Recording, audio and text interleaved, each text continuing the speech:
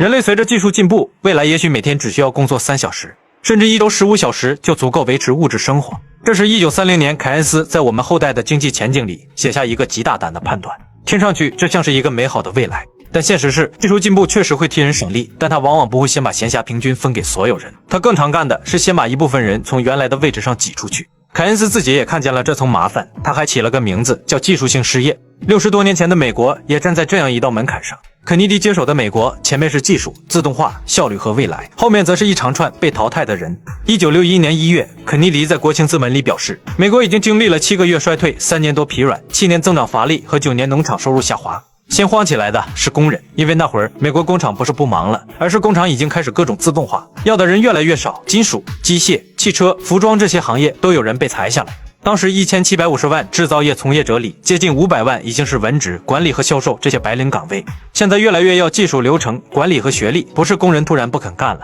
而是机器和组织方式一起升级，旧本事的身价开始往下掉。1962年，肯尼迪收到自动化报告时说了一句这样的话：自动化问题和他们面对的任何问题一样重要，失业者要重新培训，劳动力得适应变化中的技术。农民那边也没比工人轻松多少。美国农业那会儿已经机械化的很深了，拖拉机、卡车、自走式收割设备一路铺开，农机使用量一直涨到1960年代才慢慢趋平。肯尼迪政府自己也承认，农业还在经历一场技术革命，结果是用更少的土地和人手打出更高的产量。问题也正出在这儿，产量上去了，收入却没跟着一起上去，仓库越来越满，农民钱包却越来越瘪。肯尼迪接手的不是罗斯福时期大萧条那种银行挤兑、金融系统塌方式的大崩盘，资本主义即将爆炸的那种，而是一场周期性衰退加长期疲软加结构性失业加国际收支压力叠在一起的麻烦。在这里是不是听得一脸蒙圈，听不懂就对了。接下来我们分为3个层面进行讲解。第一层是东西卖的不太动了，肯尼迪面对的不是大家突然连吃饭买衣服的钱都没了，而是老板们在前些年赚得太猛了，感觉这钱来的有点快。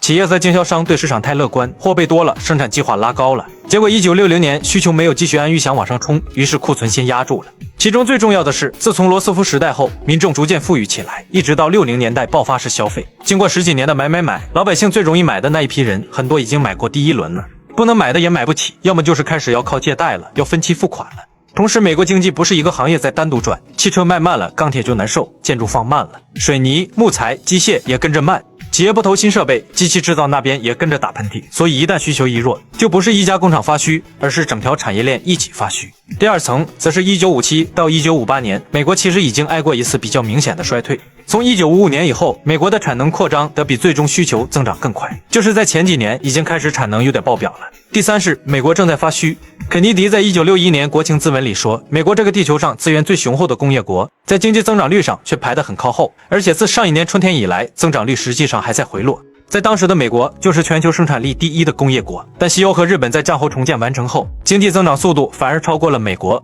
国内面临生产率增长放缓，制造业竞争力相对下降，也就是战后恢复之后，跟美国卷的人更多了，而且美国还有点卷不过他们。以上就是美国当时所面临的经济疲软。总的来说就是前几年房子盖得太猛，汽车猛卖，冰箱、电视、洗衣机拼命进家庭，企业一看赚钱啊，于是继续扩厂，继续上机器，继续招人。问题是这些东西不是馒头，不是天天都要买新的，汽车买一辆能开几年，冰箱买一台能用很久，房子更不可能1年换一套。前面那波好日子太猛，把后面的需求提前吃掉了，而且后面欧洲跟日本又猛猛地追他们，这让美国十分难受。而这种难受如果落在美国百姓身上是什么感受呢？首先是美国工人，他们不单只要面临裁员，甚至直接要被淘汰，因为技术和机器都在换代期，都在升级。面对这种问题，肯尼迪要怎么面对，要怎么解决，他主要进行了5项微操。第一是先救最痛的人，他知道经济一冷，最先扛不住的是失业家庭，所以他先推动延长失业补偿，给失业家庭更多食品和儿童援助，同时通过1961年最低工资修法，把原来已覆盖工人的最低工资提到 1.15 美元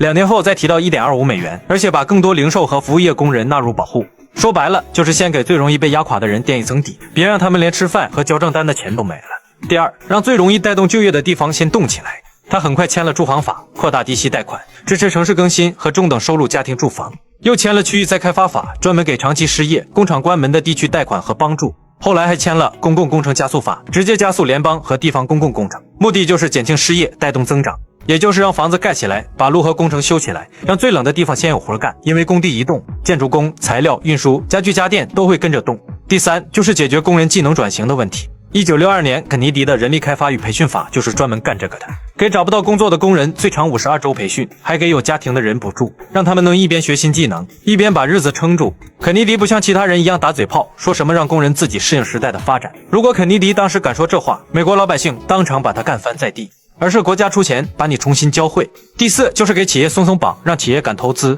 然而要能让企业敢投资，最有效的一招是什么？就是投资税收抵免。老板本来觉得买设备太贵，风险太大，政府现在跟他说，你买吧，我给你减一点税。这时候给你减税，你不把握机会，机器会越来越旧，效率上不去，成本降不下来，产品就越来越没竞争力。到了1963年，肯尼迪觉得经济只是没衰退还不够，必须让增长更有劲，于是提出把个人所得税税率从 20% 到 91%降到 14% 到 65%， 把公司税率从 52% 降到 47%。这个大减税不是他生前通过的，是后来约翰逊在1964年推动过关，但他的思路和政治发力点是肯尼迪先抛出来的。第五，就是一边刺激国内，一边还得防着美元和黄金继续外流。因为那时美国还在布雷顿森林体系里，美元和黄金挂钩，官方价格是35美元兑1盎司黄金，而且1961年前后，美国已经在遭遇黄金外流和国际收支赤字。当时黄金正以每月3亿美元以上的速度往外流，前3年国际基本账户累计赤字约100亿美元，所以肯尼迪碰到的是一个很拧巴的局面。国内这边经济疲软，企业不愿投资，住房和长期贷款都需要更便宜的钱来拖一把。国外那边美元和黄金又不能继续失血，不然国际金融那条线会更麻烦。肯尼迪搞出了一个计划，就是把长期利率往下压一点，让企业借长期钱更便宜，投资更敢动，买房贷款也轻一点，把短期利率拖住，甚至抬一点，让外面的资金别那么容易跑，减少资本外流和黄金压力。一个外国借款人本来来纽约借长期钱，比在本国或欧洲借还便宜，美国政府说不行，你这个便宜占得太舒服了。于是美国就不是直接拦着你不准借，而是在美国投资人买你这些长期证券时先加一笔税，结果就是你来美国借钱综合成本高了。这一波打击的不是正常贸易，也不是美国企业正常做生意，而是外国融资者把美国市场当成廉价长期资金池这件事。美国要刺激自己的经济，但不能把刺激变成别人来纽约便宜借钱的机会。生产力已经往前跃迁，就业结构和收入分配却还停在旧世界里。所以肯尼迪的核心思路不是反对技术，也不是幻想机器停下来等人，而是在回答一个更成熟的问题：当技术升级不可避免时，谁来承担过渡成本？